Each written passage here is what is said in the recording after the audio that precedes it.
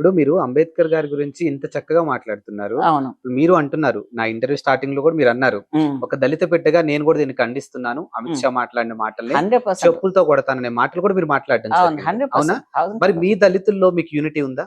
అదే కదా మా కర్మ. డివైడ్ అండ్ రూల్ పెట్టేస్తాడు కదా మా దగ్గర. హ్మ్. మా బీజేపీ పార్టీలో ఉన్నవాళ్ళు నిజంగా ఎవడైనా అంబేద్కర్ బిడ్డలైతే రాజీనామా చేసి బయటికి రండి. ఎస్సీ వర్గీకరణ పై మీ కామెంట్ ఏంటసలు? ఎస్సీ వర్గీకరణ కూడా అన్నదమ్ముల పంచాది. అన్నదమ్ముల పంచాయతీ. అంతేగాని దానికి ఇంకా ముగింపు లేదా? దానికి ముగింపు ఉంది. ఆ! అన్నదమ్ముల పంచాది ముగింపు లేదా? పంచుకుంటే పోలేదా? పంచుకుంటే పోతుంది అసలు కదా. మీరు ధోరణిస్తే కదా బయటోళ్ళని. అరే బయటోడు అవసరమే లేదు. ఇద్దరు పోనీ రాష్ట్ర ముఖ్యమంత్రి కూర్చొని చేస్తే అయ్యే పని అది. మరి ఎందుకు చేయట్లే? ఎన్ని రోజుల ఎందుకు నుంచి? ఎన్ని చేయట్లేదంటే రోజుల నుంచి? ఇప్పుడు అదే చెప్తున్నా నీకు. ఇప్పుడు నేను సూటిగా మా సోదరులకు ఒక ప్రశ్న వేస్తాను. హ్మ్. ఇంతవరకు మా కృష్ణమాదికి కూడా వేయలేదు. హ్మ్. మాకు వాళ్ళు సమానమే అనడానికి కొన్ని విషయంలో తేడా ఉంది మాకు. ఏ విషయం ఏ తేడా తెలుసుకోవచ్చా? విషయం చెప్తా. మాకు అన్‌టచబిలిటీ ఉంది. వాళ్ళకు అన్‌టచబిలిటీ ఉంది. వాళ్ళు మేము చేసే పనిని ఒకటి చేయరు వాళ్ళు. ఏ పనది? హ్మ్. మోరీలు కడగడం, డ్రైనేజ్ వ్యవస్థలో ఉండడం, మున్సిపాలిటీ పనులు మేము చేయడం. మీరు చేస్తారా? చేయండి మరి మీరు వచ్చి. హ్మ్. ఇప్పుడు మరి పైఖానాలు, బాత్రూమ్‌లు కడిగేది మేమే, డ్రైనేజీలు క్లీన్ చేసుకుంటూ చచ్చిపోయే వాళ్ళు మేమే. ఈ అంటరానితనమనడానికి ఆ రకంగా ఇప్పటికి కూడా అదే ఫోర్త్ క్లాస్ ఎంప్లాయీస్ డ్యూటీస్ చేస్తుంది మాదిగ వాళ్ళే. మాల వాళ్ళు ఒకటో, 2 ప్రాంతాల్లో ఉంటారు. కొంతమందే ఉంటారు. ఎందుకు మాదిగ వాళ్ళు చదువు లేక ఎందుకున్నారంటే వెట్టి చాకిరీ వ్యవస్థలో మాదిగలే ఉన్నారు. మాలలు లేరు. అదొక క్లియర్ చేసుకోండి మీరు.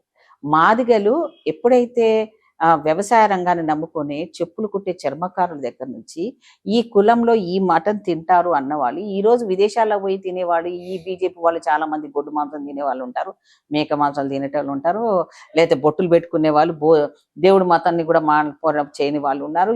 అంటే వేషధారులు చాలా మంది ఉన్నారు. అసలు మా పార్టీ లెవెల్ ఉండే వాళ్ళు ఎంతమంది ఉన్నారో తెలియదు. అప్పుడున్న బీజేపీ వేరు, ఆర్ఎస్ఎస్ కింద ఉండేది, మాతృ సంస్థ మాట వినేవాళ్ళు. ఇప్పుడు కాదు. సో ఇప్పుడున్న దాంట్లో వాళ్ళు అసలైన సిసలైన అసలు బీజేపీ కాదు నన్ను అడిగితే. అందులో మా దళిత బిడ్డలు కూడా అందులోకి వెళ్ళేసి బొట్లు పెట్టేసుకొని మేము కూడా బ్రాహ్మణ్ పార్టీలో ఉన్న బాకునాళ్ళం అయిపోతున్నాం. నిన్ను ఎక్కడ అంటే రాడు. ఇప్పుడు బొట్టు పెట్టుకున్నంత మాత్రాన దళితుడు కాదంటారా? అంటే వాళ్ళ వేషధారణలో బొట్టు పెట్టుకుంటున్నారు. తప్పేంటి? అరే పెట్టుకో బాబు, నువ్వు నిన్ను మర్చిపోయి ఎట్టి చక్కగా నేను ఎడబెట్టాలి ఆడనే పెడుతున్నాడు రా నైనా. ఎగ్జాంపుల్ చెప్తాను. నేను 7 years చేశాను, ఆ! రైట్? అప్పుడు నాకు కనపడింది ఏంటంటే ఎస్సీసీఎల్ అని ఉంటుంది.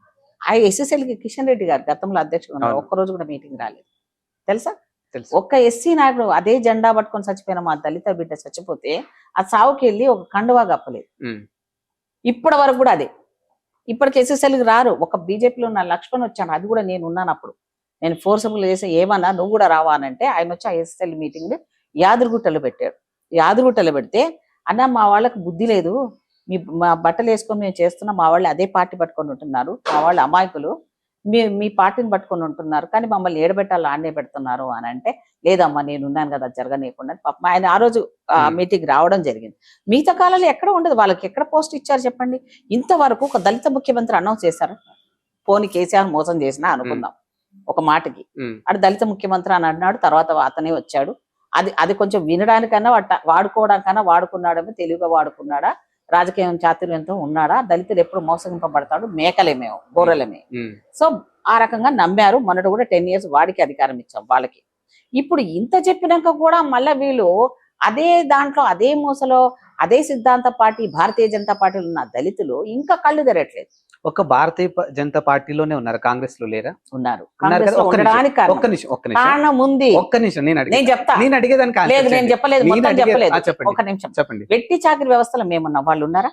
మాలలు ఉన్నారా? లేరు. మరి వాళ్ళు ఈక్వల్ గా ఎట్లా మాట్లాడతారు? వాళ్ళు విద్యా విధానంలో ఫస్ట్ ఉన్నారు. ఈస్ట్ ఇండియా కంపెనీ వచ్చినప్పుడు, మిషనరీస్ వచ్చినప్పుడు అటు వాళ్ళు ఎవరైతే ఆ మిషనరీ వ్యవస్థలో ఆంధ్రాలో ఎవరైతే వాళ్ళు ఎక్కువ ఉంటారు కాబట్టి ఎడ్యుకేషన్ సిస్టంలో వాళ్ళు ఉన్నారు. ఆ 2 రాష్ట్రాల్లో ఉన్నప్పుడు ఒకవేళ ఆ వాడు లేకపోతే, రిజర్వేషన్కి అనువుగా పెద్దవాడు లేకపోతే చిన్న తమ్ముడు ఎలా తింటాడో మీరు అలా తినమన్నాం. అలా వాళ్ళు ఎడ్యుకేషన్ తీసుకున్నారు.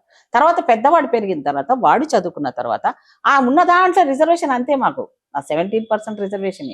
నువ్వు అందులో నుంచి ఆ తల్లి లాంటి రాష్ట్రం ఏం చెప్తుంది? ఇద్దరిని పంచుకొని తినమనేది. మీరు ఎక్కడ ఎంతమంది ఉన్నారో మీరు అక్కడ ఎక్కువ ఉన్నారు, అక్కడ మీరు తీసుకోండి, ఇక్కడ మాదిగలు ఎక్కువ ఇక్కడ తీసుకోమని చెప్పాలని కాంగ్రెస్ పార్టీ అప్పుడే రాజశేఖర రెడ్డి గారు, సోనియా గాంధీ గారు, మన్మోహన్ సింగ్ గారు ఆ రోజులో అసలు వెట్టి చాకిరి వ్యవస్థ నిర్మూలించిందే కాంగ్రెస్ పార్టీ.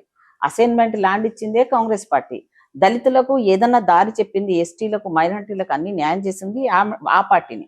సో ఆ పార్టీలో ఉన్న వాళ్ళకందరు కూడా ఎస్సీలు ఉన్నా సముచితమైన స్థానం ఉంటుంది. కనీసం వాక్చాతుర్యం అంటే మాకు మంచి మంచి పోస్టుల్లో చాలా వరకు ఇచ్చింది. ఇప్పుడు మల్లికార్జున ఖర్గే గారు మా సబ్ కాస్ట్ అయినా సరే ఆయన చాలా పెద్ద ఆయన మేధా సంపత్తికి పెద్దవాళ్ళకి గౌరవించినట్టుగా ఆయన ఇప్పుడు జాతీయ లెవెల్లో ఒక అధ్యక్షుడిగా మా పార్టీ లెవెల్లో మేము పెట్టుకున్నాం కదా.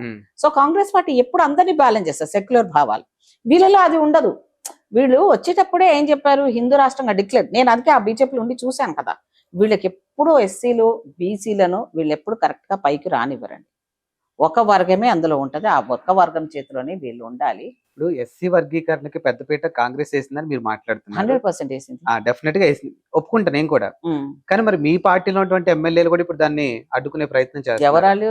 Sub caste, whatever it అండి. ఇప్పుడు అన్నదమ్ముల పంచాయతీ. అందుకే మేము అన్నాం కదా, మా సంపత్ కుమార్ అన్నాడు, మా వాడు అన్నాడు, మా తమ్ముళ్ళు కొంతమంది అంటున్నారు, ఎమ్మెల్యేలుగా ఉన్న వాళ్ళు అంటున్నారు. మేము కూడా నేను చెప్తా, నేను కూడా అదే చెప్తున్నా. నేను కూడా చెప్తున్నా అదే. ఏమని బాబు, నీకు అంతగా పార్టీలో ఉండి పార్టీ స్టాండ్, ఒక ముఖ్యమంత్రి గారు ఏ నిర్ణయం తీసుకున్నా ఆ నిర్ణయానికి కట్టుబడి ఉండాలి. ఉండట్లేదు కదా, ఉండకపోతే బయటకు వెళ్ళాలి. మరి ఆ విషయం మీరు రేవంత్ రెడ్డి గారి వరకు తీసుకెళ్ళారు. డెఫినెట్ గా అందరం అంటున్నాము. ఇప్పుడు మా డిమాండ్ కూడా అదే, ముఖ్యమంత్రి ఏ నిర్ణయం తీసుకుంటా బైండ్ అయి ఉండవలసిందే, అంతే. అదే సుప్రీం కోర్టులో వచ్చింది, అవునన్నా కాదే, అదే ఫైనల్. ఇప్పుడు మీరు చెప్తారా? అదే ఫైనల్. ఆ పేర్లు ఎందుకయ్యా, వాళ్ళని మళ్ళీ నువ్వు ఎక్స్పెక్ట్ చేసుకుంటావు అంటే నీకెందుకు క్రెడిట్, వాళ్ళకి నాకు ఇవ్వడం ఇష్టం లేదు. అసలు ఇంటికి ముగ్గురిని తీసుకొని ఉన్నాడు, ఇంకా కావాలనా? ఉన్నది దోచుకొని తిందామా? ఇంకా ఎవరిని బతకనివ్వరా? ఇప్పుడు డబ్బులు ఉన్నాయి కాబట్టి పొద్దు మాపులు పెట్టుకొని తిరుగుతున్నావు, ఇన్నాళ్ళు ఎక్కడున్నావు? అప్పుడు ఉద్యమం రాలేదా? ఇప్పుడు కాంగ్రెస్ పార్టీ ఆర్డినెన్స్ పాస్ చేసింది, ఇప్పుడు మేము ఇస్తామని ముఖ్యమంత్రి గారు చెప్పంగానే ఎక్కడ లేని బాధ వచ్చింది ఏంది? మళ్ళీ వచ్చావు ఇక్కడ పార్టీలకు వచ్చావు, పార్టీ విధానాలు కట్టుబడి ఉంటానాల్సింది పోయి ఇప్పుడు మీరు అలా మాట్లాడితే ఎలా? మీరు బయటకు వెళ్ళండి అంటున్నా. మాకేం పగలేదు వాళ్ళతో. మీకు అంత కసి ఉంటే, మేము అన్యాయం చేసిన వాళ్ళం అనుకుంటే, ముఖ్యమంత్రి గారు కూడా తప్పు చేశారనుకుంటే, కాంగ్రెస్ పార్టీ కూడా తప్పు చేస్తుంది అనుకుంటే మీరు బయటకు వెళ్ళొచ్చు కదా. న్యాయమైన పోరాటం అయితే ఈ అంశం మీద సుప్రీం కోర్టు కూడా ఆల్మోస్ట్ ఓకే చెప్పేసింది. 100% అయిపోయింది కదా, ఏం లేదు. తలకాయ కింది పెట్టినా కాళ్ళు. ఈ విషయంలో వీళ్ళు మీరు అన్నట్టు ఆ ముగ్గురు అనే ఏదైతే మీరు టాపిక్ తీసుకొచ్చారో, ఆ ముగ్గురు విషయంలో మల్లికార్జున ఖర్గే లాంటి వాళ్ళు కూడా ఇన్వాల్వ్ అయ్యి మాట్లాడొచ్చు కదా. మల్లికార్జున ఖర్గే గారు ఎప్పుడు మాట్లాడొచ్చు కదా అంటాం మేము. మాట్లాడలేరు, మాట్లాడతారు. అందుకనే అక్కడి నుంచే ఆదేశాలు ఉంటేనే ముఖ్యమంత్రి గారు దాన్ని మాటను తీసుకుని చేసి ఉంటారు. ఇండివిజువల్ గా ఎక్కువ ఉండవు. ఆయన స్ట్రాంగ్ గా నిర్ణయం తీసుకోక ముందు వాళ్ళకు చెప్పి ఇది న్యాయమైన కోరిక అని ఒప్పించడం. అలాగే తెలంగాణ కూడా అట్లానే ఇప్పించారు కదా. అది న్యాయమైన కోరిక. ఇంతమంది బిడ్డలు అన్యాయం చచ్చిపోయారు, 60 ఏళ్ల నుంచి జరిగింది. సో తెలంగాణ ఎవరికి నష్టమైందా లాభమైంది కాదు, ఇక ఇవ్వాల్సిందే అని సోనియమ్మకు చెప్తే సోనియమ్మ గారు ఇవ్వడం జరిగింది. సో ఇప్పుడు కూడా ఇది కూడా అంతే, అందరూ ఆమోదిస్తున్నారు. అసెంబ్లీ అంతా పాస్ చేసింది. అన్ని రాష్ట్రాలు, భారతదేశంలో ఉన్న అన్ని రాష్ట్రాలు ఉన్న అసెంబ్లీలో ఒప్పుకున్నాయి మనకు ఏబిసిడి వర్గీకరణకు ఇవ్వాల్సిందే అని. మీకేం బాధ బాబు? ఇప్పుడు కృష్ణమాధవ ఉద్యమం మేము 30 ఏళ్ల నుంచి చేస్తున్నాం, నేను అందులోనే పనిచేసాం. ఆయన అడిగేది కూడా అదే కదా, ఎవరం అడిగేది కూడా అదే. ఇంకెక్కడో ఒక దగ్గర దానికి ఫుల్ స్టాప్ పెట్టాలి కదా. దీనికి ఎండ్లెస్ గా మీ ఇష్టం. మళ్ళీ మేమే చదువుకున్నాం, మా దగ్గరనే డబ్బులు ఉన్నాయి, మా దగ్గరనే లాబింగ్ ఉంది, మీలో ఐక్యత లేదంటే మమ్మల్ని చదివినిచ్చింది ఇక్కడ, మా నోటికాడ బుక్క మీరే గుంజుకున్నారు, మా రిజర్వేషన్ మీరే వాడుకున్నారు, మీరు అన్ని ఉన్నతమైన స్థానంలో మీరే ఉన్నారు. మరి మా అంటరానితనంలో మీరు ఈ పనిలో లేరు. మీరు ఈ మోరీలు గడుగుతారు, పైకానాలు గడుగుతున్నారు. ఇప్పటికి మన జాతి మీరు గడుగుతానంటే చెప్పండి, నేను ఛాలెంజ్ ఇస్తున్నా. రండి, ఆ పని కూడా సమానంగా తీసుకోండి. ఆ ఉద్యోగాలలో వచ్చి మీరు చేరండి. 100% మాకున్న ఉద్యోగాలు మా వరకు ఇప్పటిదాకా మీరు వాడుకున్నా ఒక తమ్ముళ్ళలాగా తిన్నారు అనుకున్నాం. మేము అన్నదమ్ముల్లాగా మేము అర్థం చేసుకున్నాం. ఇప్పుడు మేము తినే వయసు వచ్చినప్పుడు మాకు ఇవ్వండిరా బాబు అంటే, మాకు తినడం అలవాటు అయిపోయింది, మాకేవ్వంటే ఎలా కుదురుతుంది? అమ్మ ఊరుకుంటుందా? అమ్మ అంటే ఇక్కడ రాష్ట్రం, రాష్ట్రం అంటే ఒక ముఖ్యమంత్రి. మరి ముఖ్యమంత్రి అనుకున్నప్పుడు ఇద్దరు ముఖ్యమంత్రులు ఫేవర్ ఉన్నారుగా. అక్కడ చంద్రబాబు నాయుడు గారు నా చేతే బిల్లు పాస్ చేయించారుగా, ఏబిసిడి వర్గీకరణ బిల్లు నేనే పాస్ చేశాను కదా. ఆ 2 సంవత్సరాలు ఫలాలు అందినేగా ప్రజలకి, బిడ్డలంతా లాభాలు పొందారు కదా. మరి అది చంద్రబాబు నాయుడు గారు దానికి వ్యతిరేకంగా ఉంటారా?